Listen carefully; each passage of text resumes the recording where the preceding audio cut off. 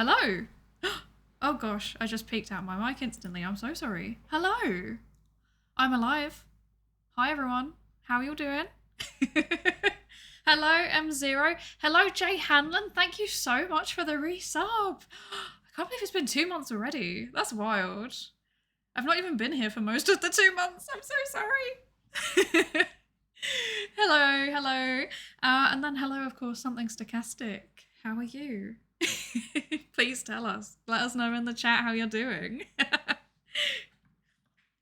Oh, hi everybody. It's been so long. It was been so long. you, you asked me 5 minutes ago in person. This is true.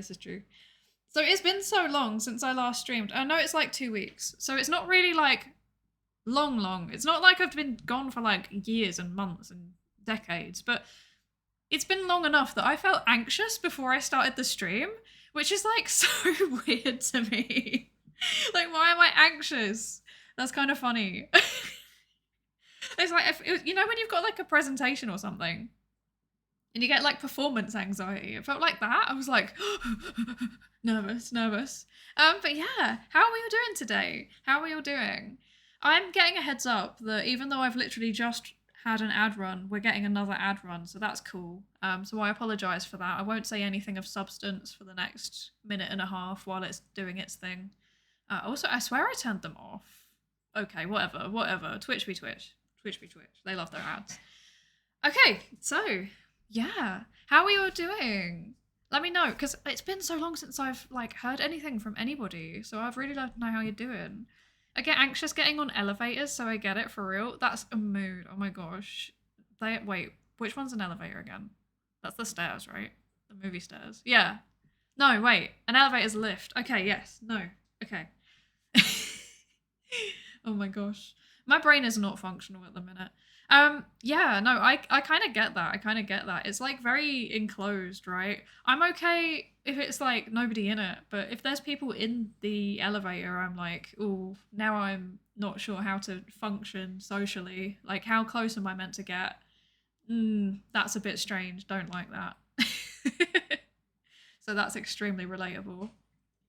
How is everything? Oh, that's a question. That is a big question. They're called lifts in the UK. Yes, they are. They are called lifts in the UK. Yeah. I mean, some people call them elevators. But the bit of the UK that I grew up in, there were lifts. Yeah. So it's like, I'm getting in the lift, or I'm getting the lift to the 3rd floor. Oh yeah, we say floor instead of story. And also the first, like the way you enter is the ground floor. It's not the first floor. The first floor is the 2nd floor. So, yeah, we're very logical. It's called iterating from zero, sweaty. Look it up. Hi, McWow. Long time no see. Yeah. So, Jay Hanlon, you asked how is everything? Oh my gosh. Like the last 2 weeks, that's how it's been. I have been writing my thesis. I'm like back into my job. So I'm like having to design a study. So like a research study from scratch. Well, not from scratch. I've been given a little bit of guidance, but like I'm doing most of it. So I have to like do all of the ethics application and write a protocol for how we're going to do the study and make the materials for the study. And I have to put it all together in like 2 weeks. So that's cool. And not stressful at all, but which is why I've been like out of VTubing, out of streaming for a little bit. It's because I've just got a lot going on and it's been a bit overwhelming. But it's good. Things are looking on the up now, I think. So yeah. I would get lost in a vertical environment in the UK. Honestly, I get lost in every environment. We're just confusing in general. Heck of a 2 weeks. Yeah. I don't know if I would describe it as let's go though. Like it was more like stressful 2 weeks. I went back to the office though. That was really weird because I've not been at the office for a very, very long time, like since November, I think. And then I like went to the university and went into my office and then people were like, oh my gosh, Psydere, you're alive. You actually exist. That's wild. Why are you here? We thought you'd died. I was like, yeah, I am in fact still alive. Hi, Mr. Aegis. How are you doing? Good luck. Thank you. I need it. It's very much needed. Very much needed at the minute. Hi, Grim. Welcome in. Crazy? Yeah. I feel like that's just like thesis writing life in general. It's just painful. Like, and then because I'm not being paid for my PhD anymore, I'm like working and I've had to take on more hours at my job, which is why I'm ending up having to like pull together an entire research project. Not a whole research project, but an entire study in 2 weeks as part of that job. So that's fun. But yeah. Forgot all about November so long ago. I know. It's gone so quickly, hasn't it? I feel like... Wait, how many months ago was that now? We're like in mid-February. Wow. I can't process how many... Wait, November, December, January, February. Okay, so it's like 3 months. That's a quarter of a year. That's gone very quickly. Oh my gosh. Where's my life going? I don't like that. I'm getting... I know that I'm starting to get older because like 3 months disappears and I'm like, oh, it's just gone. It's just gone. Okay, that's good. Very, very cool. So, today's stream, I don't actually know what we're doing. I haven't made a decision. There's many things that I left unfinished before I disappeared. So, I'm going to put together a poll and we can all decide. Because, like, I think I had, like, when my thesis was getting really stressful, I think I had, like three streams that I had to cancel. So I'm going to... What should we do today? I have about an hour and a half, I think, before I have to go to bed as well, because I'm also old and need sleep a lot at the minute. Okay, so what should we do today? I'm going to put in the options. Okay, wait, actually, no. I'm going to finish... So, our options are... Let me talk them through and then I'll write them. So, our options are finish the journal club that we started. So, that was the paper about like a text-based game to teach critical thinking. So, we could finish journal club. Or, one of the streams that I cancelled was Lego Star Wars. So, we could play Lego Star Wars. Or, there was something else. Go raid someone else. Yeah, just give up. Just give up. Okay, that can be the fourth option. Just give up. Okay. And then, what was the other thing? Does anyone know? I'm willing to take suggestions. I would ideally like to do something sciencey for once. Not for once. I was mostly doing sciencey streams before I disappeared, wasn't I? Or we can play, you know that like browser game that everybody's playing at the minute, Infinite Craft, where you just merge things together? We can play that. So that's my suggestions. I'll do the poll for 2 minutes. There we go. I have a personal preference, I think, but you know, I'm willing to take anything. Whatever you all want, I'll do it. Oh no. Why is everybody voting just give up? Stop. No. Why are you all voting just give up? Come on. I mean, okay, I'm not going to lie. My thesis is making me want to give up. I'm not going to lie to you. It is really making me want to give up, but you know, that's a bit much. Hi, Trashboat Stream. Welcome in. Thank you for joining us today. Must resist trolling. You're welcome to troll. It's fine. I'm used to it. Something stochastic does it to me on a daily basis. Oh. Okay, Jay Hanlon, you asked, is Valentine's Day a popular thing in the UK? So, yes. It's definitely a thing. Like, but maybe not as much of a thing as elsewhere.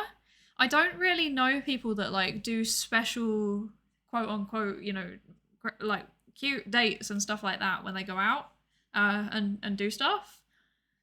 I think it's more of a thing to either get like a takeaway, get like food delivery, or to like get a nice meal that's easy to cook but feels fancy at a supermarket, and then just cook it and then just have that as your like little date night. Um, the whole like, oh, and cards. Oh, we love cards in the UK. We are obsessed with them. Like I think that I read somewhere that we're like the one of the biggest like consumers of cards, because we just give them out for anything. It's like, oh, Valentine's Day card, Christmas card, got to give the whole office a card. Um, Easter card, uh, St. Patrick's Day card, um, your great aunt's first born dog's communion, get her a card and get the dog a card too. It's like that. It's like that. We love the cards. Okay, so I saw that it's either finish the journal club or just give up.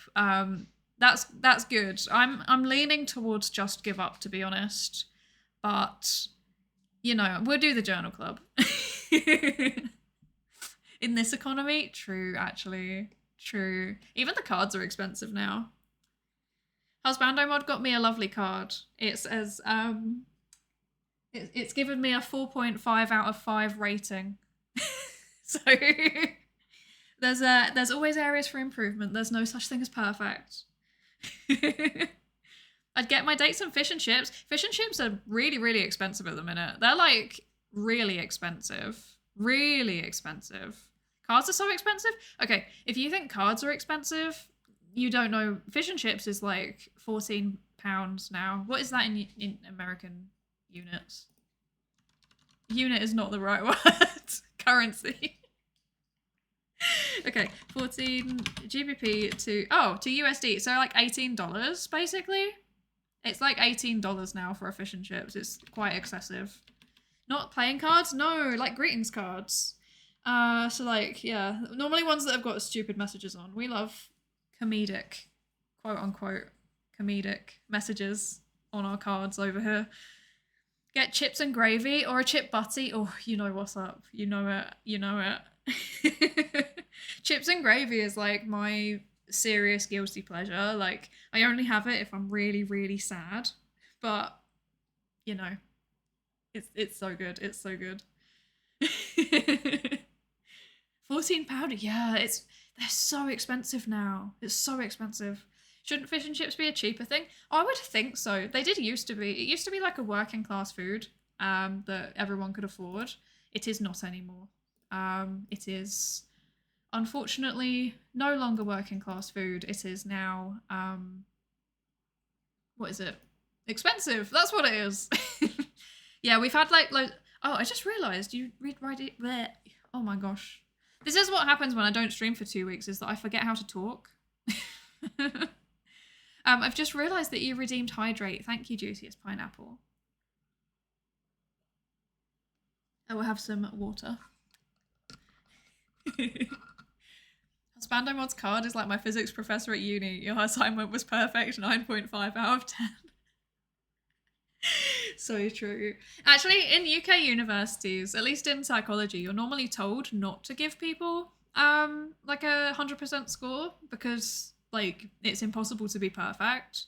And like even as a PhD student, when I was taking courses when I started, like the stuff that I was doing. So like what's an example? So like I had a assignment where I had to do like a qualitative assessment of like a transcript. And it's something that I've done multiple times, including for like research that is not yet published, but is in the pipeline to be published.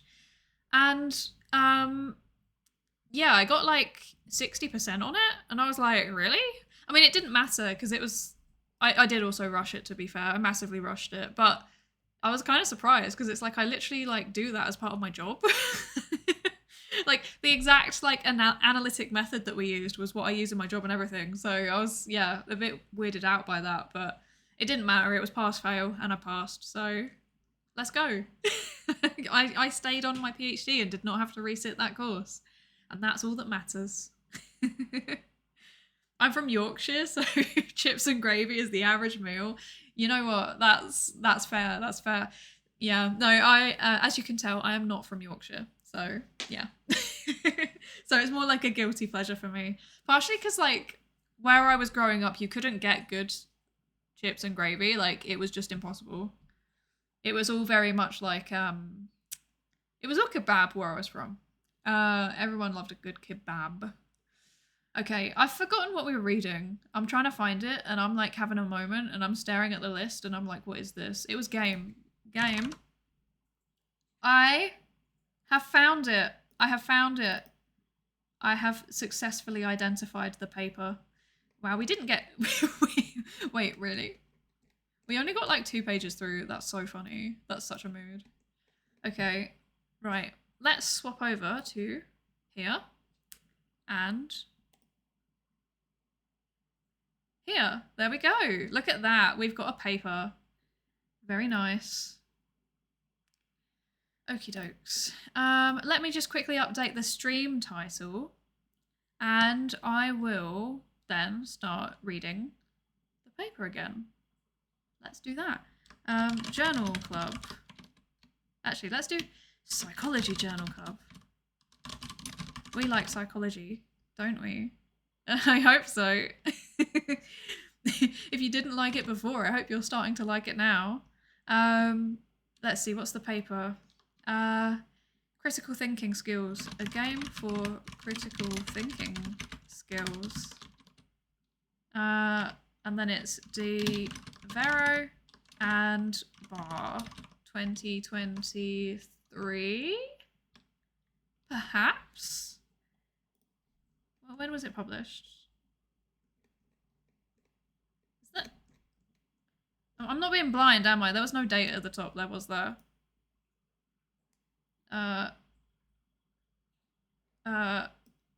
I'm confused. Hang on. Give me a second. Let me find the online version and then we will work this out together. I always need your help. All of you, I need your help. I can't do it. I'm not functional. Okay, right. It was 2023. Good. I am not losing the plot entirely, just a little bit. Okay. Right. There we go. The paper is back. I could really use a game that teaches me critical thinking skills. Yeah, to be honest, I think it would have been really helpful for me when I was like earlier in my career. But now maybe I'm a bit beyond it. Or maybe I need a refresher. I don't know. I feel like as a scientist, it's very important to stay like aware of what you're kind of starting to not fail at. That's not quite right. Not the right word. You need to be aware of what like your limits are, right? And I think that once you're at a certain point where critical thinking is literally a part of your job, it's more that you need to be able to work out what specifically is lacking in your critical thinking. That being said, you know, depending on the paper, maybe this can help you with your critical thinking skills. Or, you know, you can come and join us. I'm trying to help. Ill thinking, mood, honestly. Honestly. I was like low-key hoping that you all would vote for Lego Star Wars so I didn't have to think, but now I have to think. But it's okay, I forgive you. I forgive you. I didn't even think that you can improve your ability to think critically. You absolutely can, it's a skill, it's a skill. So yeah, so lots of people think that critical thinking is like a trait that you're born with. And don't get me wrong, a lot of things in psychology, probably including that, you know, you're going to have some kind of like level of talent or ability or whatever you want to call it that you're born with. Because, you know, obviously biology plays a role and very, very early life experiences play a role and you have no control over those. But everybody has like a lower limit and an upper limit on their skill. And you can absolutely move within that limit. So you can improve it by, well, various strategies. But, you know, it can be getting feedback, acting, practicing, getting feedback on it. That's actually the main way to do it, is to like just do something and then get feedback on it, and then you can learn from the feedback. But you know, also if you just stop doing, whoa, I don't know if you heard that noise. That was me knocking things. I'm gesturing very aggressively today. If you stop doing something, then you also forget how to do it. So like, I guess a good example for it is like language learning. If you practice language learning over and over and over again, then you can absolutely learn the language to a higher and higher level. But then if you then suddenly go 5 years without practicing it at all, you're going to be quite rusty. So yeah, it's a skill. Lots of things are skills that can be learned. I hope you like my little it's a skill dance. This is super cool. I wish I didn't have to study for exams so I could participate more actively. You know what? Go study for your exams. You should absolutely prioritize your exams. It's fine. It's fine. I have a YouTube channel where I upload my VODs anyway. So if you want to come back and watch the VOD at some point, do that. You don't need to stay if you can't. That's fine. Okay, so should we talk about the paper? Let's talk about the paper. I've forgotten how to do this. We can do it. We can do it. Also, before I start, I also wanted to say, I'm not sure how many of you managed to catch my collab with Phi, the neutrophil. If any of you did, you will know that that was the last stream that I did, and it was also the last journal club that I did. And unfortunately, my internet died halfway through. That's also why I haven't been streaming as much, is because my internet has been an absolute mess. Oh, I can't spell things.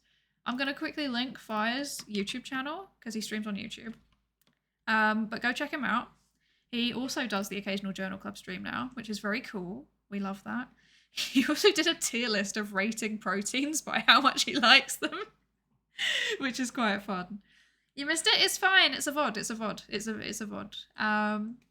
Yeah, so you can catch up on the VOD. But also I'm not there for half of it because I dropped out and then like nothing was functioning, and I came back like half an hour later into the stream and was like, my internet's down, what do I do? And you know, he's a legend, so he managed to just take over by himself. Very, very good job. But yeah, if you aren't subbed to File on YouTube, go do it. Go do it. Well worth it. He does biology content. Okay, so historical text-based game designed to develop critical thinking skills. That's what we're reading. I need to reread the abstract because I've completely forgotten what this is. Let me just have a quick drink of water and then we will get into it. Also, I noticed while I was scrolling down there's like a little thing at the bottom. Where is it? There it is. Right at the bottom here, where they've listed like what their jobs are and, you know, all of their competing conflicts of interest or things that they're actually doing that's relevant. And that's really cool because sometimes you don't get these kinds of biographies and you're kind of left wondering, well, this was a pretty cool paper. Who are these people? And then you just don't know. But look, one of the authors has literally got a book about game-based learning for like postgraduates. So that's very cool. Also serves as the games jury chair. I wonder what that is. And the BAFTA committee. That's pretty interesting. What the heck? Some academics hold so many, like, they have so many hats. It's wild. I don't know how they do it. Okay, so designing an intervention that can effectively develop critical thinking skills is challenging because of the problems of transfer and domain specificity. The authors described the design and development of a text-based game that could teach players important critical thinking skills in the domain of history. This was achieved by combining Schoen's reflective practitioner model with the game-based learning principles. The work contributes to the existing literature because of the combination of models employed allowed the game design to address the problems of transfer as well as developing critical thinking skills. The instrument used to evaluate the effectiveness of the game was a questionnaire based on the reflective practitioner model. The gathered qualitative data were analysed through affinity diagramming, and the results show that the game that was developed has the potential to encourage advanced levels of historical thought as well as critical thinking skills. Amazing. So, abstract. For anyone that has not encountered a paper before, an abstract is basically just a very short summary of the whole paper. So in here we've got like what the paper is, Well, really, they start with the problem statement, which is, what is the issue that we're addressing with this paper? And then they're moving on to say, we're addressing this problem by doing this in this paper. So, they're describing their design. Then they say how they do it. So the theoretical model that they're using. And then they're saying how it's, addressing issues in the existing literature, which is an important part of any paper, to be honest. It's kind of like the currency that we use is like how impactful or how novel was the paper. Hydrate, thank you so much. Mad Gab, there we go. I read that as Magda. I read it as Magda. Thank you, Mad Gab, for the hydrate redeem. I am hydrated. Okay. And then the instrument, so that's their, basically their design. So it's a survey. And then they've used qualitative data. So instead of using like, you might have done a survey before where it gives you like a question. So it'll be like, I don't know, if you've gone to a supermarket or something, it'll be like, how did you find what you were looking for? And then you'll rate it on a scale of... I was so confused. I was like, what was that?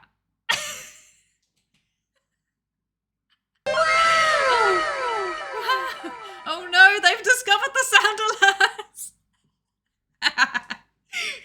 Let me tell you, that was like, that nya scared the nyas out of me. Thank you both. I'm a mad scientist, so it's cool. Relatable, I'm also a mad scientist, except I'm mad in the sense of being very, very angry all the time. Anyway. It's fine, it's fine. It's all good, it's all good. That's what they're there for, right? But also, because I think my music is like a bit louder than it is for you all. So let me turn it down for me. Yeah, that's a bit better. Okay. Like that. That should be good now.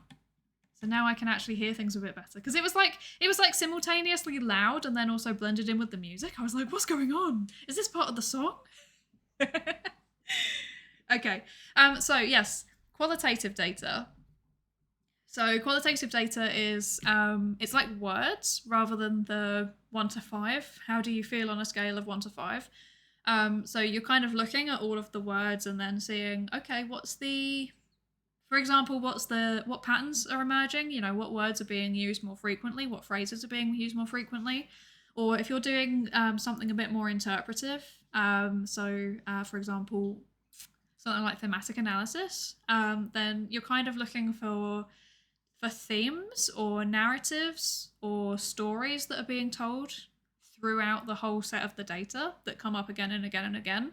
And those stories they tell us something about the world around us. But there's a big difference between quantitative and qualitative research in psychology, at least. Quantitative is normally like bigger data sets. So quantitative it's a fancy word for numbers, like quantity.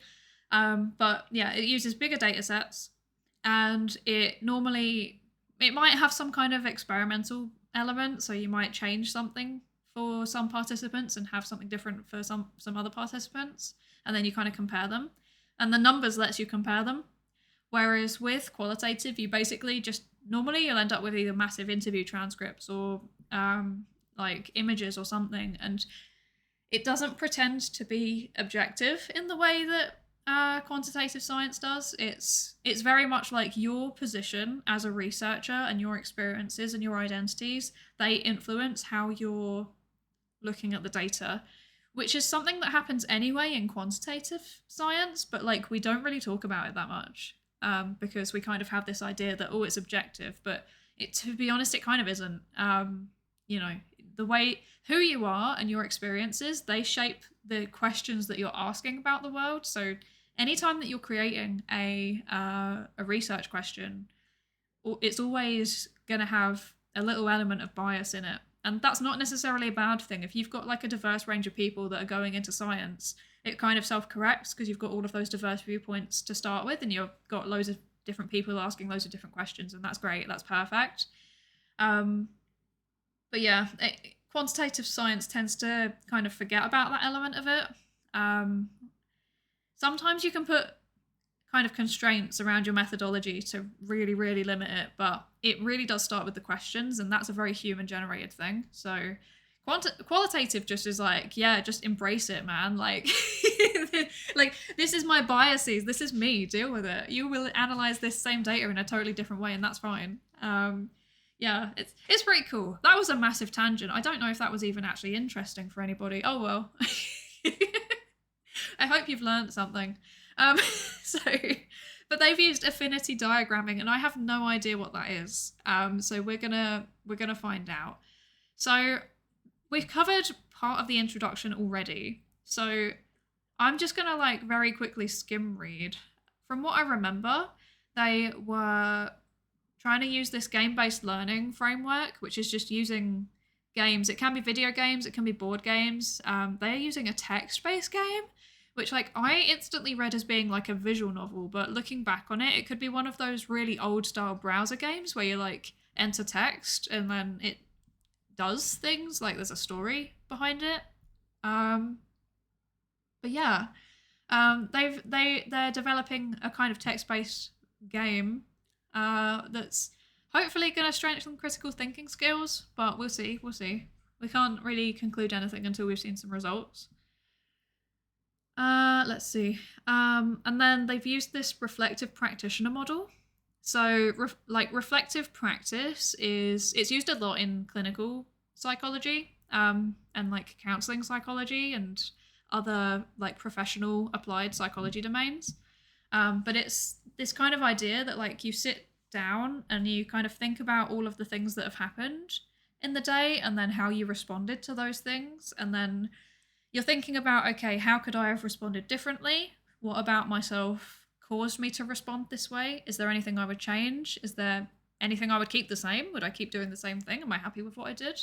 And then kind of like taking all of that and trying to go like a step beyond that, and then also reflecting on your reflections, if that makes sense. Like, you know, for example, you know, I had a difficult interaction at work, and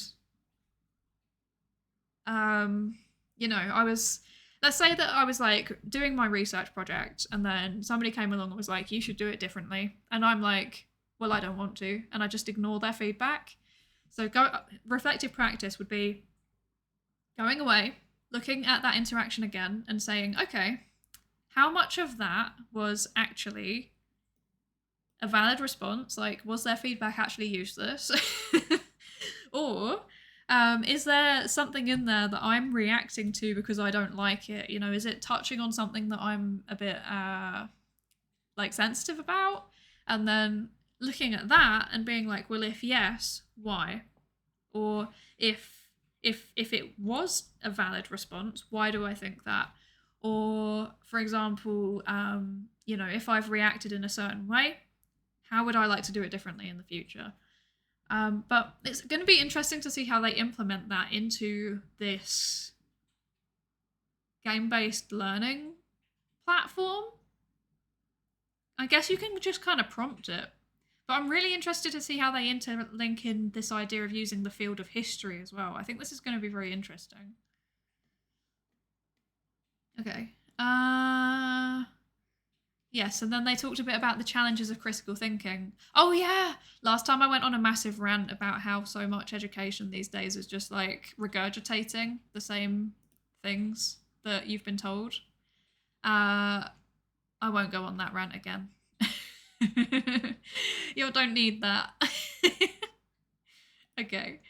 Why have I highlighted this? So critical thinking has a skill component. These are abilities such as analysis, inference, evaluation, and problem solving. Critical thinking has a dispositional or attitudinal component, so consistent internal motivations to act towards or respond to persons, events, or circumstances in habitual yet potentially malleable ways. So ways that tend to follow the same pattern, but that pattern can be changed if we want to. And include traits like open and fair-mindedness, inquisitiveness, and the desire to be well-informed. Finally, there's agreement on the fact that background knowledge is a prerequisite for effectively employing critical thinking, because the evidence, reasonings, and explanations that are considered to be examples of critical thinking are domain specific. Yeah, because, you know, it's quite hard to look at something and go like, oh yes, I can question, for example, the inferences that they've made. I can question their arguments. However, I don't actually know anything about whether their arguments are genuinely valid or not. So you need a little bit of domain knowledge to be able to do that. Cool. Okay. That seems fairly straightforward. We did get down there. Okay, so let's power through this too. Okay, critical thinking in the domain of history. Oh, okay, yeah, this section was all just about where critical thinking is used in history. So, yeah, how it's used, why it's used, where it's relevant. I think that's pretty self-explanatory, to be fair. Because, yeah, history is all about evaluating evidence. So that adds up. Cool. Okay. Okay.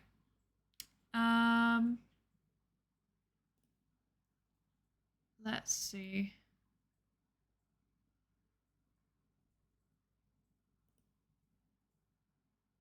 I don't think we got to this bit. Yeah, I don't think we did. Cool. By the way, I just want to quickly skim down and see what this is. Forming the argument, future. Oh, okay. I'm not sure what's going on there. Okay, cool. Right. The reflective practitioner. Cool. Okay. Was my summary of the paper to that point, was that fair? Does anyone even remember? I hope that I was right. And I hope it was clear as well. I'm aware that I've literally just speed ran like an entire 2 pages of quite dense content. So yeah, if there's any questions, like just ask, and I will happily do my best. But this paper I think might be just a teeny bit outside of my wheelhouse. It's definitely got psychology in it, but I think it's also a little bit of like history and a little bit of like media slash yeah, like media literacy education type of thing. So yeah, I might not be 100% accurate, but I'm doing my best. It's a lot, yeah. I know. I mean, last time all of that I think took like an hour or an hour and a half to get through. Admittedly, I did keep going off on tangents, but you know, maybe the speed run actually was better in that sense. But yeah, I'm glad that it kind of made sense. But yeah, if anything's not making sense as we're going through, just ask, and I will do my best to backtrack and try and make things make sense, because if they're not making sense for you, they're probably not making sense for me really as well. Okay, right. Reflective practitioner. Okay. I have drank and I'm ready to talk. The theoretical framework the author selected as the basis for this work is provided by Schoen in 1984 in his highly influential book, The Reflective Practitioner. What? Okay, yeah. The core of the reflective practitioner model is the concept of knowing in action. Schoen describes this as spontaneous actions, recognitions, and judgments performed by the practitioner. The practitioner is often unaware of having learned how to perform, and typically unable to describe the knowledge implicit in their actions. Okay, interesting. Schoen showed through his studies of a broad range of practitioners, ranging from architects to therapists, that this concept of knowing in action was common across all of them. So to me, that kind of sounds like that thing where if you're really good at something, or you're really experienced with something, you kind of forget how to do the basics and then you can't explain it. So this happens a lot to me when I'm teaching statistics to undergrads. They'll be like, what is a Z score? What is a Z score? So a Z score, I actually don't know how to describe it, so that's perfectly proving the point that I'm about to make. But I use a Z score all the time. It's like a distribution. So you would expect scores to follow along the distribution. That's like the summary of it.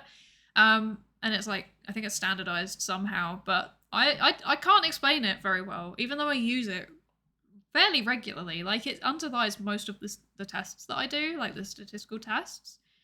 But if somebody asked me to explain it, I'm awful at it. I can't do it. Or like if somebody asks me to explain a distribution, like a probability distribution, or to explain how a t-test compares scores, or if somebody asks me to explain to them how to write a paper, I am not very good at it because I just do it all the time. I forget. I don't know how to describe it to people. So to me, that kind of sounds like this idea of knowing in action. So, like, for example, they've said about, a therapist. Maybe a therapist, like, they know intuitively how to like show empathy, for example, because it's a skill that they've built up over years and years and years. And then when you ask somebody, how do you do that? They say, oh, what I don't know. It's easy. I just do it. I think that's probably what they mean by the performance. I'm going to highlight this because I think that's useful. Okay, also, actually, while I'm on the topic of highlighting alone is really, really bad. It's not a good way to study. If you're going to be studying, please do not just highlight things. Please do more than that. The best way to learn is active learning. So it's taking the idea that you've just read and then kind of translating it into your own terms. And I think you kind of saw an example of me doing that right there. So it was me sitting here and being like, oh yeah, I kind of do that. I do that when I'm trying to teach statistics to undergrads. Yeah, that's active learning, and it helps to reinforce the idea because it's basically associating the concepts that you're learning with something that you already know. And that like reinforces the network because brains are just networks. They're just networks. They're just little guys that have a lot of networks in them. And if you can really link up the network in as many ways as possible, you're more likely to remember stuff.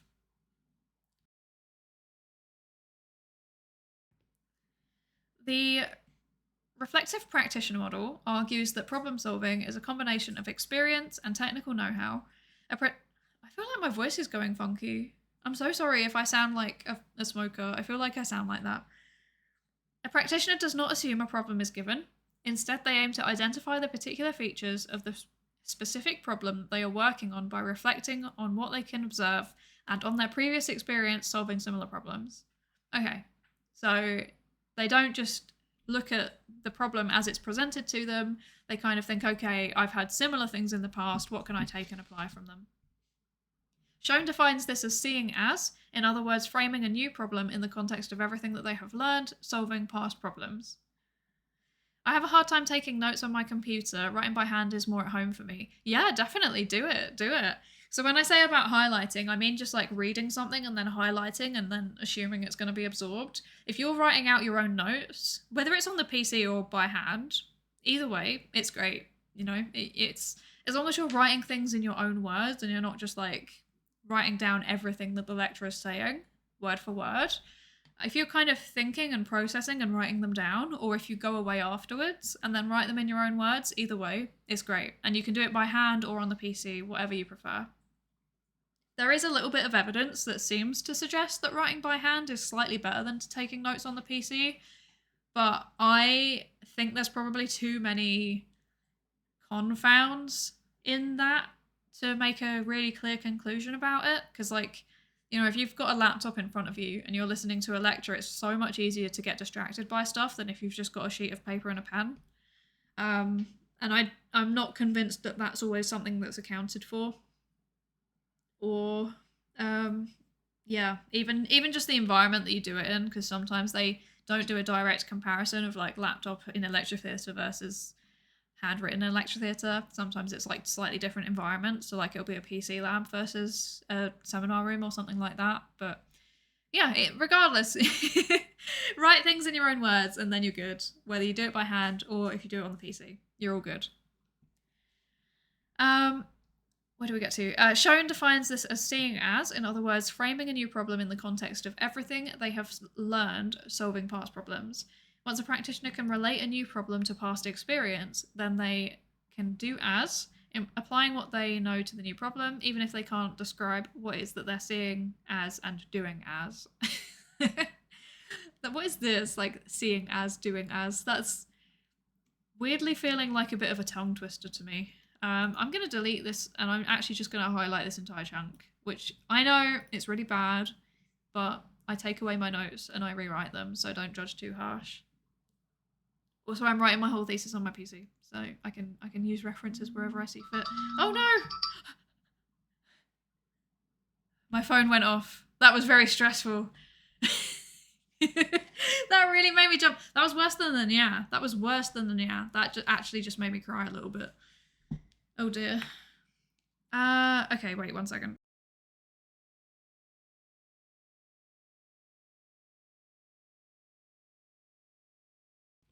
That was my medication alarm, and I didn't want to do like ASMR of me opening up the pill packet.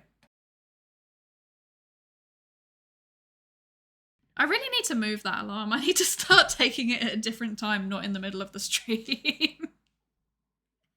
I will learn one day. One day I will learn. Okay, right. Although Sharon was not writing in the context of critical thinking education, the parallels between the, I've already forgotten what RP stands for, reflective practitioner model and the effective application of critical thinking are striking. That the RP model captures, I don't want to say the acronyms, I want to say the actual words. That the reflective practitioner model captures the work of the historian is also evident. The process outlined by Tosh and Lang has no formula to be... Oh, Tosh and Lang, I think, outlined what exactly a historian does. Yeah, like the steps that they go through. The process outlined by Tosh and Lang has no formula to be systematically applied for a given set of similar historical problems. Subjecting unique sources to rigorous external and internal criticism, as outlined above, implies treating each problem as new, and then critically observing and reflecting.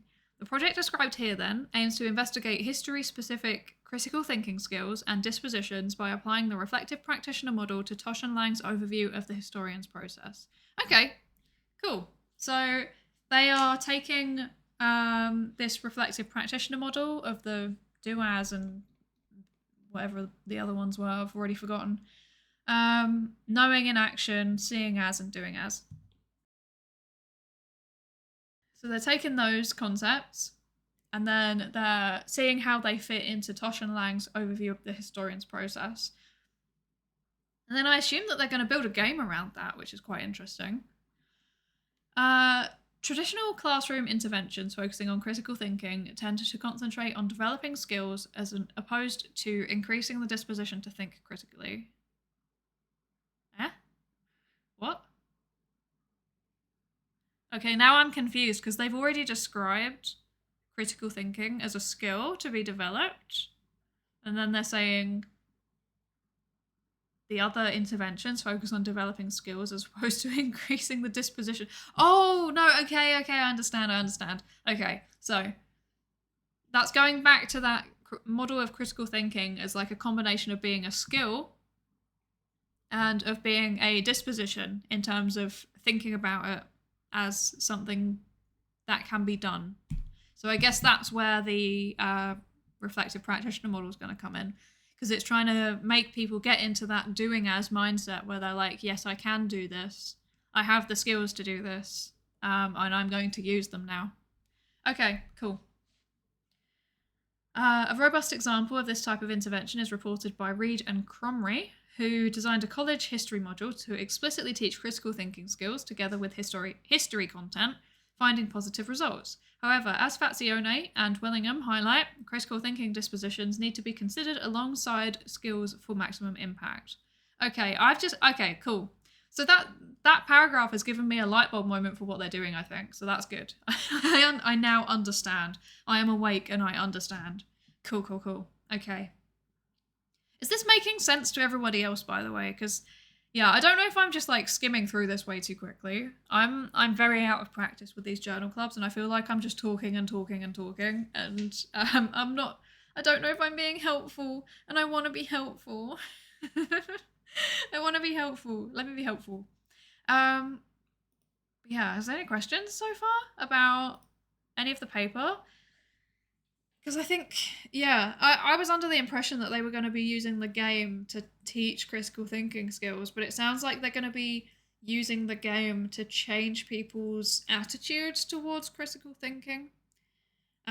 which is an interesting take. And I would not have described that as disposition because that means something slightly different in psychology. For the most part, good, good, good, good. I'm glad. I'm glad. Okay. There is a literature. There is a literature. There is a literature that has consistently observed that video games are an effective medium for developing skills while maintaining a high level of motivation to do so in their players, of which Crathenau provide a comprehensive summary. That's true. Video games are very good for learning skills. I don't have the education for the material. That's okay. If you have, even if you feel like it's a silly question, you can ask it. Like, I'm literally so happy to explain even. Well, I try. I will try to explain even the most basic things, but I don't always succeed. But yeah, if you're following along at all, or even just enjoying listening to it, that's also fine. And yeah, you don't. I want to make people realize that like there are certain ways that you're best able to approach these kinds of things, but I think there needs to be more scientists going out and trying to actually do the translation so that everybody else can understand it. Because, like, I'm sitting here and I can kind of understand what they're talking about, but even then I'm a bit like, oh, you know, I've had a light bulb moment. This is something different than I thought it was. But, like, for the average person, this is probably just a large amount of nonsense because it's just talking about things that they're all very theoretical. Like, they don't really have a direct impact on your life. And what I would love to do is to help people realize that actually these do have direct impacts on people's lives and they can be used to help with your life. But you always got to take it with a grain of salt because a lot of research is not as good as I would like it to be. I wonder if they would be good for learning languages, video games, I mean. Yeah, they actually are. So there's a few. Okay, so there's like there's a spectrum, really, of what we'd call gamification. There's like kind of soft gamified stuff. So it's platforms for example, for language learning, probably the most commonly known gamified language learning app is Duolingo, right? Because they've got like a lives system. So like if you don't get something right, you lose a life. You get like rewards if you finish things. There's like a progression system. So they've taken elements from video games and put it into the app, and that does help people's motivation. In terms of actual full-on video games, I think there is also a few. I vaguely remember actually there's like I think it's VR. It might not be VR, but I think it's VR. And you walk around and there's like post-it notes on things. So like for example, there might be a post-it note on the fridge that says fridge in whatever language you're learning. And that I would imagine is very, very good.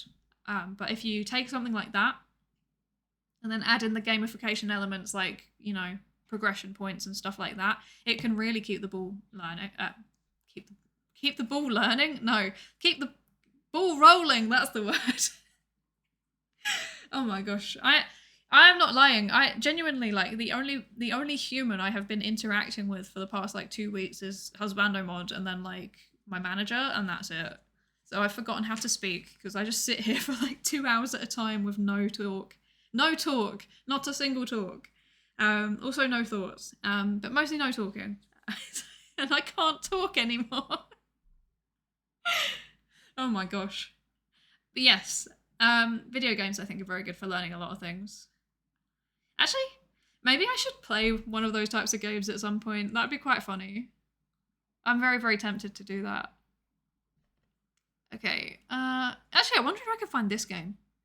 I wonder if they have published this game anywhere. We'll see if there's a name for it later on. Okay, let's see. Chawanda and Chawanda find that statistically significant evidence. This is my pet peeve. Statistically significant means nothing. That could mean anything. So they find statistically significant evidence of particular interest to the authors of this report. Cute. That playing a history-themed game helped a group of secondary school students remain motivated throughout the class and remember names and timelines more effectively than their control group utilizing textbooks. Okay. That doesn't surprise me because, like, one of the best ways that we can learn stuff is through stories. And history lends itself very, very well to stories. But that's still rote learning. So that's not entirely what they're doing. A valuable perspective is further offered by Barr, one of the authors of the paper, who ran a randomized controlled trial to measure learning gains of more abstract skills such as communication and adaptability in a game-based intervention composed of university students. Barr finds that statistically significant learning gains and offers qualitative results that describe an engaging and entertaining learning experience. I just ate a statistically significant lunch just now. Oh my gosh, I love that. Yeah, see, statistically significant just means it's like it's different from 0 in a way that our arbitrary cutoff has decided is good. Well, sometimes bad, sometimes it's bad, but you know, normally good. That's normally what you're looking for in research, apparently, which I think is silly. Because it is literally just telling you, like, there's a 5% chance that your results are random, like they just happened by chance, and then there's a 95% chance that there is a real effect there. And obviously that's useful information because it's telling you, you know, chances are probably this is a thing that you have actually observed and not just like random noise in your data.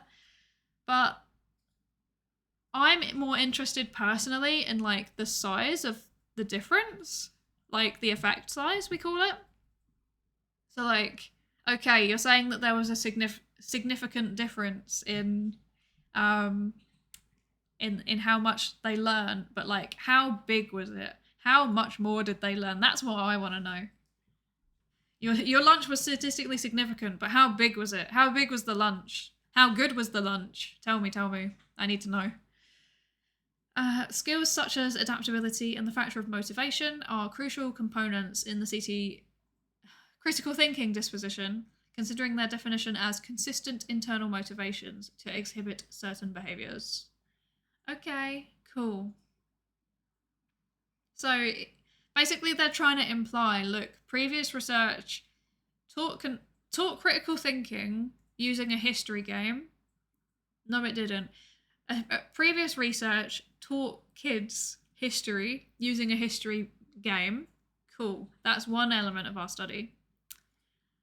Previous research has also suggested that there might be an increase in adaptability and motivation, and they are parts of critical thinking disposition, and therefore possibly this is good. Possibly this is a sign. Personally, I would like to see a little bit more evidence that builds up their argument, but I guess the paper is itself the argument. So, you know, it is what it is. If this was a student's essay, I'd be like, you need a better literature review. You need to cite more papers. So good. I'm glad. We love that. I don't even remember what I had for lunch today. Oh, I had a sausage roll. The most British food ever. The process whereby a video game can teach skills while keeping a high level of motivation is elaborated in a seminal article by Malone, which outlines the 3 concepts of goals, fantasy, and curiosity. Goals are the objective of the game. A game goal which is clear and compelling is an intrinsic motivator because the player will be driven to complete it for its own sake. So basically like achievements, right? I don't know about you lot. I'm an achievement person. I want to get the achievements because they annoys me when they're not ticked off. So I am exactly what they're talking about here. Fantasy refers to the concept of suspension of disbelief when a game presents images and situations of any kind which are not present in reality.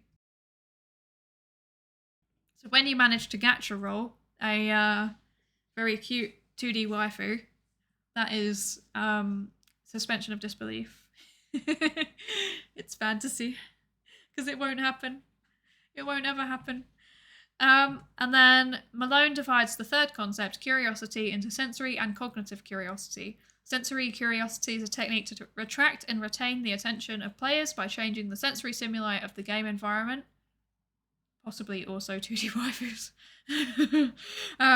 And then cognitive curiosity is a desire to bring better form to one's knowledge structures. Okay, so that's like if you can develop a tech tree and then you can unlock new weapons or something and then learn how to use the weapons, something like that. This type of curiosity is powerful intrinsic motivator because it relies on an instinctive need of the player to uncover information. The game design can oh my gosh, what's going on? Why can't I talk? What's going on? The game designer can harness this by presenting information which challenges the existing game knowledge of the players, a technique that will be utilized here. Ooh.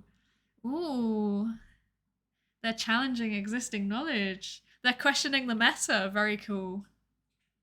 Dreams crashed. Yeah, same. Oh no. I think what we need is like a educational gacha game. I wonder if that's possible. Like you get gacha tokens if you complete educational tasks. Perhaps. Something like that. Nobody steal that idea. That's a business. Okay. So I'm going to highlight this section. There we go.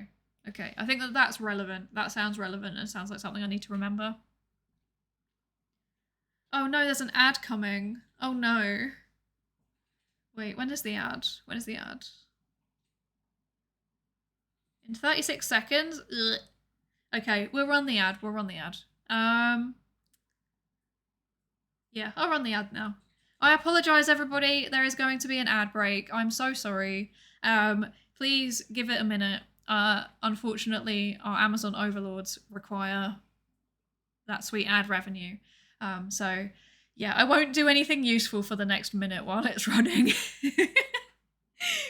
But yeah. AWS Cash Money, so true. So true. That's exactly what they need it for. That, I don't know if everybody has seen, there's like a short by Pirate Software where he talks about how expensive it actually is for Twitch to like be Twitch. And I thought that was so interesting. Oh no, it's just stuck on ads starting soon. Don't do this to me. Don't do this to me. No. Oh no. I wonder if I can just manually force it. I can't, it's broken. There we go. Okay, it's going.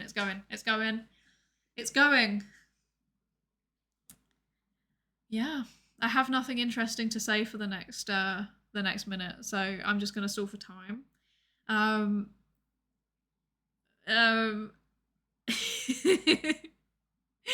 This is like the least interesting part of every stream. Also, I swear I changed it so that these ads would not be running. I don't understand what's going on in my settings there. Hang on. I've got a minute. No, I've not. I've got 30 seconds. Can I fix my ad stuff in 30 seconds? Have they reset my ad settings? They have! That's so cheeky. They've changed my ad settings while I was away. That's very cheeky. Okay. Right, there we go. Hopefully, there won't be any obnoxious ads anymore. And we will go back to the... Oh, okay, I see. Okay, this is something I need to do later, actually.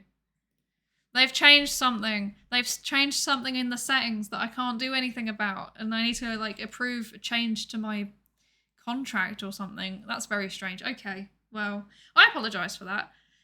Hello, Light, welcome in, stopping by for a bit. Lovely. Thank you for joining us. We are currently reading through a paper. It is a paper. That's all I have to say about it.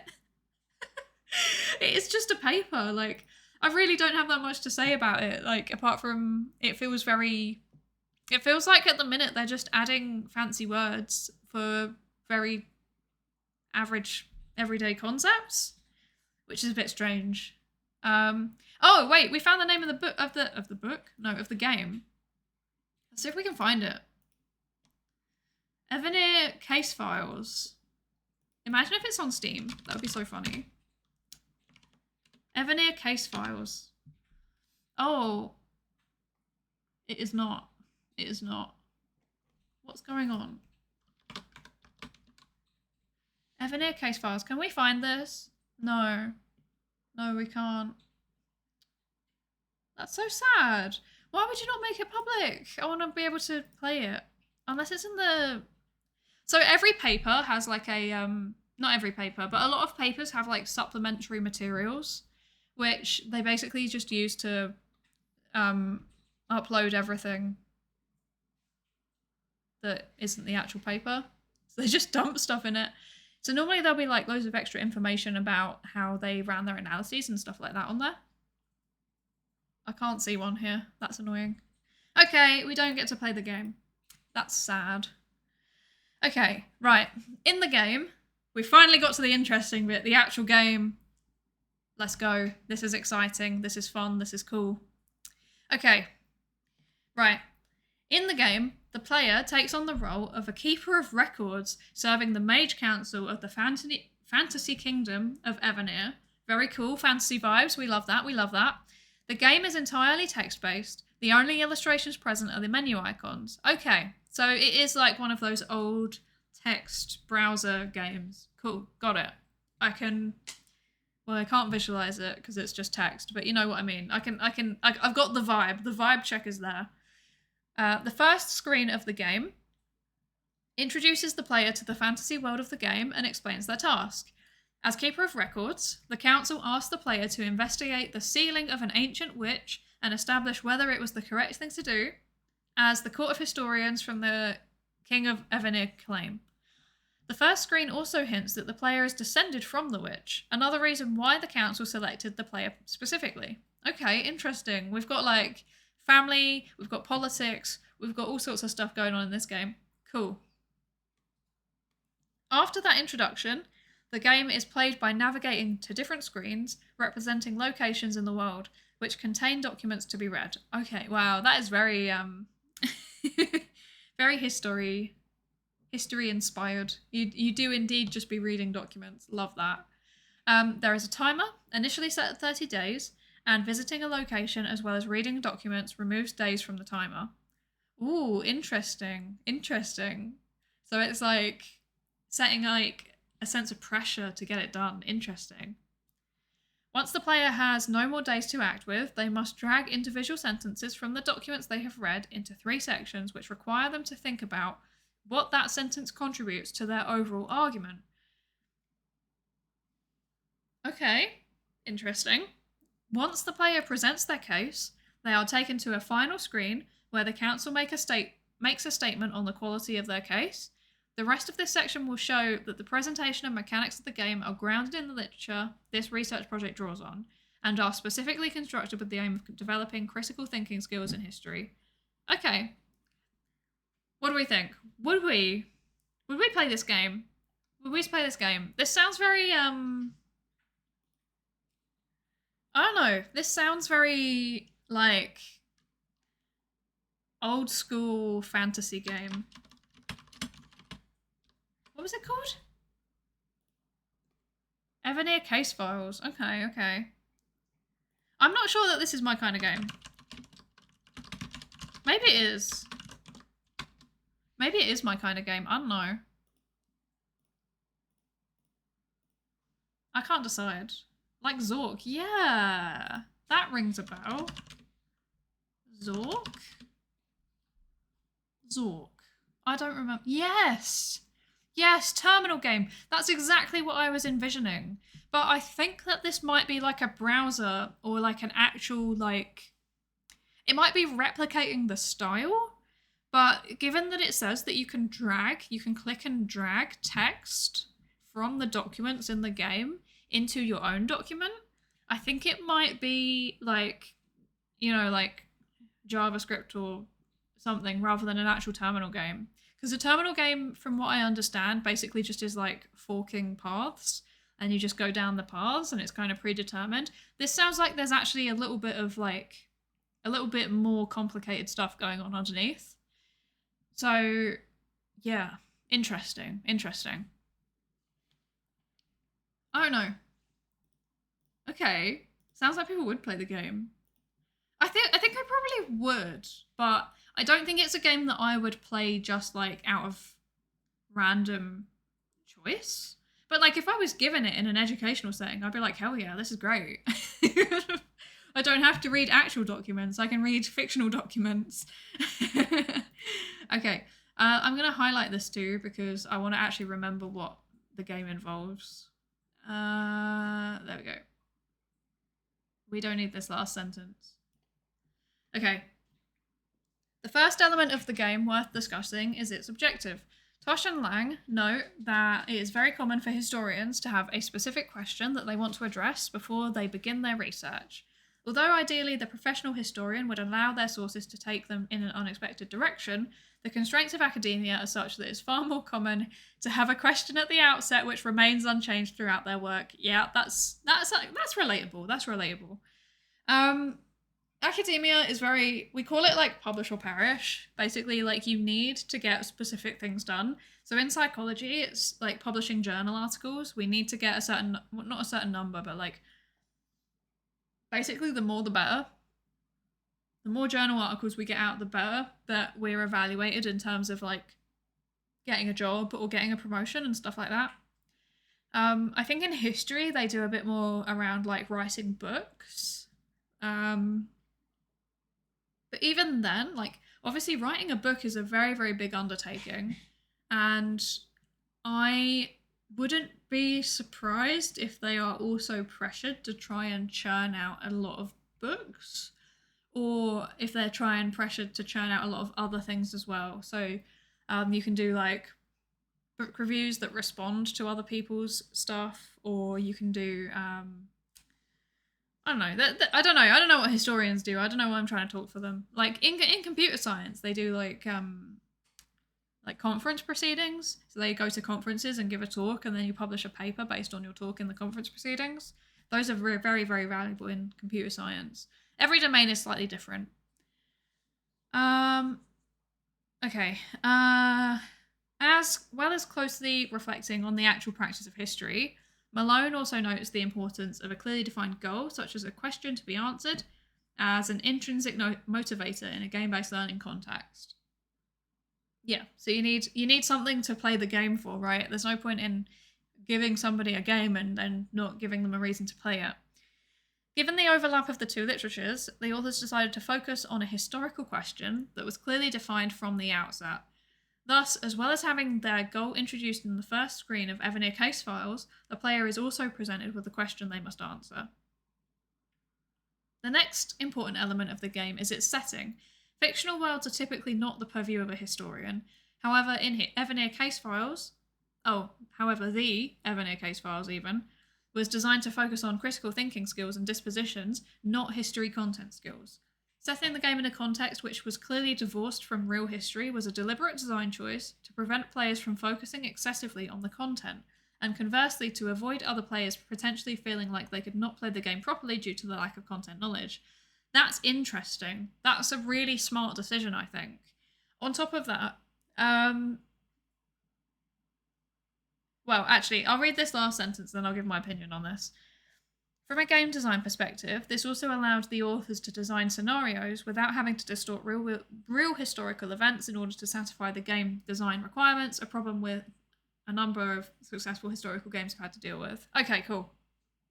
So, my opinion, and obviously I'm coming at this paper from a very, very different background. I am not a historian, I am not a media literacy expert, I am a psychologist.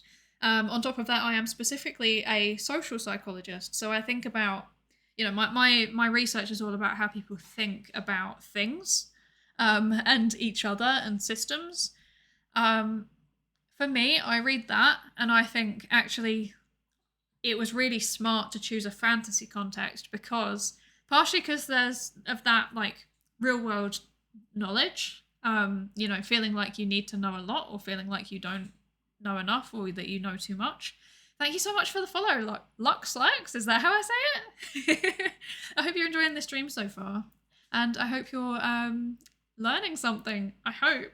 I'm not sure I'm doing a very good job of teaching anything today, but yeah, thank you for the follow. But yeah, for me personally, I look at it because I work a lot with how people think about like social identities, like the social groups that they're part of, and I'm like, different social groups have their own stories, their own narratives about historical events. So there are some historical events where, say, for example, a certain country has one story about how it went, and then another country has a totally different story about how it went. Or even within a country, you know, one political group might have a different opinion to another political group.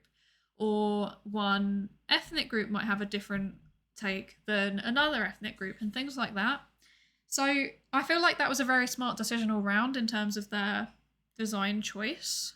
Because not only is it preventing bias in terms of their content knowledge, but it's also preventing bias in terms of their social identity's take on that content knowledge, you know?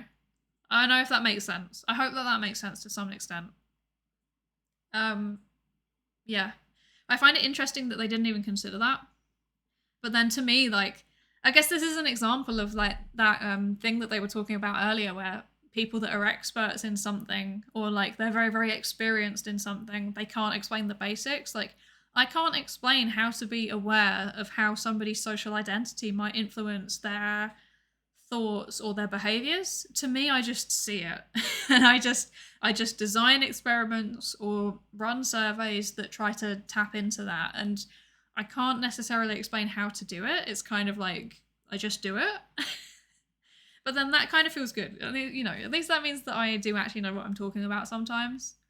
Or I'm just telling myself I know what I'm talking about. I'm scared. Oh, God. Okay. Okay, despite being fictional, the introductory screen of the game presents a detailed world. It establishes multiple factions in the King, the Council of Mages, and the player themselves, who is hinted to be connected to both. This too was deliberate. Fullerton notes that the premise of the game, defined as that which establishes the action of the game within a setting or metaphor, is key to enable the players to be emotionally invested in the events of a game. Furthermore, okay, wait, what? No, wait, what? I'm confused. Multiple factions, okay. Players connected to both, okay. The premise of the game establishes the action of the game within a setting or metaphor is needed to be emotionally invested. Okay. So the action of the game within a setting or metaphor. So I guess that's referring to like the gameplay within the context. Is that what it means? I don't actually know. I'd love to know what you all think about that sentence. That sounds very... I'm a bit confused. But like, that you need to have both, I guess, in an interacting way to make the player actually care. Is that what it means? Or like the goal of the game? Oh, okay, like the goal of the game within the context of the game. So you need world building, but then you also need a goal which fits into that world building so that the player can be invested. Okay, I think I've worked it out. This is me talking out loud what I actually do when I'm reading a paper, by the way. Like, I will just read the same thing like 4 times and be like, am I understanding this right? And then I'll like look back and then I'll read it again and then I'll be like, hang on a second, maybe it's this. And then sometimes I'll like go away and Google stuff to double check that it is what I think it is. But yeah, this is how it works. You can't know everything. You have to cross-reference things or take a moment or whatever. Okay. Furthermore, Fullerton argues that bringing together the formal elements of a game in the sense of its action, so that goal, I guess, with the dramatic elements, which include the premise, can improve the overall play experience. This is supported by Malone, who suggested that the goal of a game becomes more compelling and thus more effective in teaching when it's supported by the fantasy it presents. Okay. So yeah, when things link together nicely, it feels more compelling. Got it. Furthermore, Increasing player investment in the game by establishing a detailed setting as recommended by Fullerton increases player motivation through cognitive curiosity, because the player is more likely to want to fill in gaps in their understanding of the fictional story if they care about its outcome. Cool. That makes sense. That makes sense to me, because I am more for me personally, I'm more motivated when the world building's good and there's lore that I want to learn about and stuff like that. In the case of a game designed to strengthen critical thinking, this should have the additional benefit of motivating the player to apply their critical thinking skills in the context of the game, thereby increasing their disposition towards critical thinking. Cool, that adds up. Which of this is the most important bit? I think that probably this part is quite important. And which from there is important? I think the part about what Fullerton argued, that probably is summarizing the crux of it. Okay, all of that. Cool. That seems like the most important bit. Okay, cool. Where's the next section? Oh my gosh, it's ages away. Okay, no, we can finish this. Let's finish this section. The next element of the game is to examine its action, the game mechanics. Oh, so the action is the game mechanics. I'm so confused. Oh dear. There's 3 locations in the game that the player can visit, each containing a number of documents. The objective of the game, assessing the question in the case page, is achieved through reading these documents, so this is the most important action in the game. The choice of the documents the player encounters during the game is also a deliberate design choice. Tosh divides the types of sources available to the professional historian as primary and secondary. Yes, I've heard of that too. We also have that in psychology. So primary is like the original research that like reports an experiment or a survey or something. Secondary is people that are interpreting and synthesizing research together. So if you've got 5 studies that are, say, in, I don't know, let's say that we're running a study and we're seeing if watching VTubers increases somebody's interest in psychology. Yeah, so we've got 5 studies. Those individual 5 studies testing the link between watching a psychology VTuber and being interested in psychology.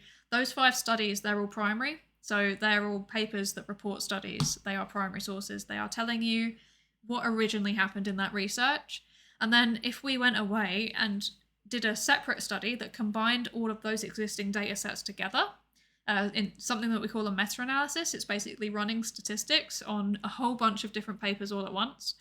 That would be secondary, because you're taking a body of literature or a body of research and then you're condensing it all together and interpreting it based on what you get when you put it together.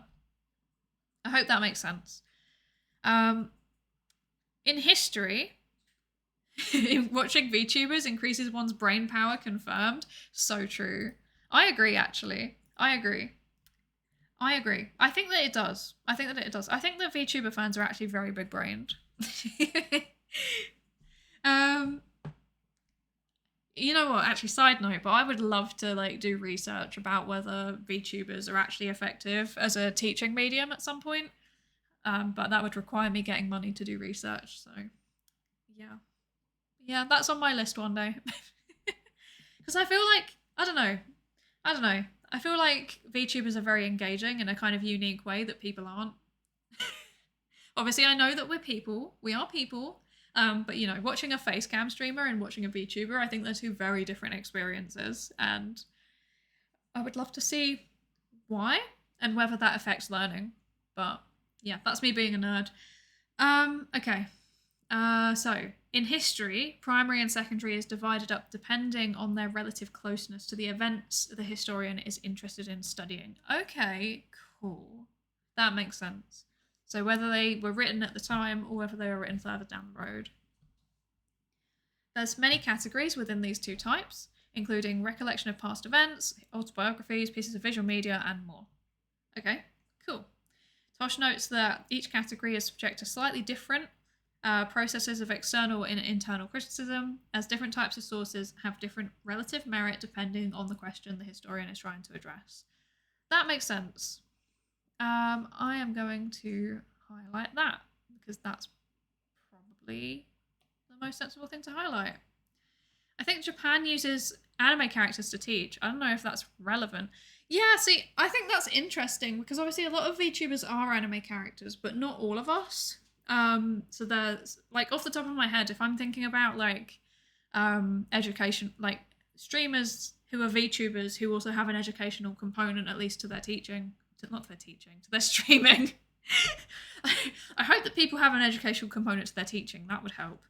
But yeah, if I'm thinking of VTubers who have an educational component to their streaming, you know, there's like me. I'm like the generic anime girl, right? I hope I'm not that generic. I'm an anime girl. At least I've got a British accent. That kind of makes me a little bit unique. It doesn't. It doesn't. But then there's like Horatius the dwarf. So he raided into us a little while back. And he's a dwarf. He's a dwarf. He's not an anime girl. He probably could be an anime girl if he wanted to be. That's definitely some art that I should do in the future. But yeah, he's a dwarf. And his thing is like mostly playing dwarfish games. And then he also does like psychology lectures every now and then. And then there's Phi the neutrophil, who we gave a shout out to earlier. He is a cell. He's a neutrophil. And he does like biology content, which is very, very cute. We love that. Based educational teachers, true. As opposed to uneducational teachers, which do unfortunately exist. But I mean, like, it's just made up anime character in a book, not a VTuber, like, a thing, as far as I know. Yeah, so this is the thing. Obviously, there's, like, educational anime, like, Cells at Work is the first one that comes to mind. But I think the difference, and it's quite a substantial difference in my opinion, is the fact that VTubers are live. They can interact with you. If you have a question, they can answer it. I think that is an important difference. And that's something that anime and manga will never be able to give you. And even mascots, right? For like, I don't know. Say if like the Japanese space agency brought out an anime girl mascot, they probably have one. If they have an anime girl mascot, like the anime girl mascot can't, like it can be in videos, it can be in anime, it can be in promotional stuff, but it can't, she can't respond to you. She can't answer your questions about space. And that's the uniqueness of VTubers, I think, is that, you know, if there's somebody like me who like has taught as a job, I kind of know how to explain things, but I'm also a weeb, so I can kind of explain things in a way that makes sense to you and is interesting to you, hopefully at least. But then if you have any follow-up questions, I can just answer it. Like, I can just sit here and answer the question. So, yeah. I think that's a very big part of it. And I would be really, really interested to see what would happen if you taught the same course, like, online with a, like, you know, a standard, you know, face, flesh instructor, and then exactly the same course, exactly the same person, but they have a VTuber avatar. I would be so interested to see what happens. If there's any education researchers watching, hit me up, we can collab. We can do science collab. Oh no. Okay, so I'm not gonna lie, I've like gone past or I'm getting to the time where I was gonna go to sleep because I'm old. Science fell in love, so I tried to prove it. Also has some interesting educational aspects. Yes, I haven't watched it, but it's like been on my watch list for ages. So long. But yeah, it's probably exactly my type of thing as well, because it's like a romantic comedy, and you know, I'm a generic basic ass bitch, so I love educational not educational. I love romantic comedies. But I especially love educational ones. That's very cool. And I need to watch it so much. Okay, right. So yeah, it's getting to the point where I'm like, I should shh. My Twitch tab made noise. It's getting to the point where I should probably go to bed because I do actually have work tomorrow. So, I think it is time to wrap up. Thank you for the stream. You are welcome, Jay Hanlon. Thank you so much for joining. I'm trying to work out. So, is there any suggestions since I'm back? I don't know what's going on anymore. I've lost the plot. I haven't been here for a while and I don't know what's happening. Is there any suggestions for raid today? I will take suggestions for free. You don't need to use the redeem. I will just take them. If not, one of my friends is currently doing an art stream, so we might go there. Yeah. Any suggestions? They're free. You've got your chance. Going once, going twice. Holding. I'm knocking the hammer thing. Gone. It's gone. Okay. So you had your chance. So in that case, let's go raid into Tayu. Let's go raid into Tayu the goat. Okay, Tayu's on Be Right Back. That's fine. We can go raid on Be Right Back, don't we? Oh, you have one. Tell me, Jay Hanlon. Tell me. We'll go. If Tayu watches this back, I'm so sorry. We were going to, maybe. Yeah, tell me your suggestion. I will take any suggestion today. Because yeah, I'm horribly out of sync. I haven't even like watched a stream properly for a while. Me and Husbando Mod watch a little bit of Fillion sometimes in the evenings if we're feeling like we want to lose a few braid cells. I mean that in a loving way. I think Fillion is secretly actually very smart, but pretends not to be. Okay, let's see. Tetsiv. I don't know how to pronounce that. But they are simping on Valentine's Day. It Takes Two, yo! Oh, I love It Takes Two. Okay, that's a good shout. We'll go watch some It Takes Two. Let's go and raid into. I really don't know how to say this. Tetsiv? I think it's Tetsiv. Let's go raid into Tetsiv. Let's do that. And yeah. Tet is his name. Cool. Okay, let's go raid into Tet. Thank you for coming. Thank you for the stream. You're welcome. Have a good night. Yes, everybody, have a good night. Thank you so much for joining. We will finish this paper one day, I promise. I'm not going to go like 4 weeks without reading the paper this time. We're not doing that again. So yeah. So yeah, let's go raid into Tet. And yeah, I hope you enjoyed that stream too. And have a great evening. Thank you for humouring me with the raid. That is no problem at all. Have a good night. Thank you. Everybody have a lovely day or night or morning too. Yeah, see you next time. Bye.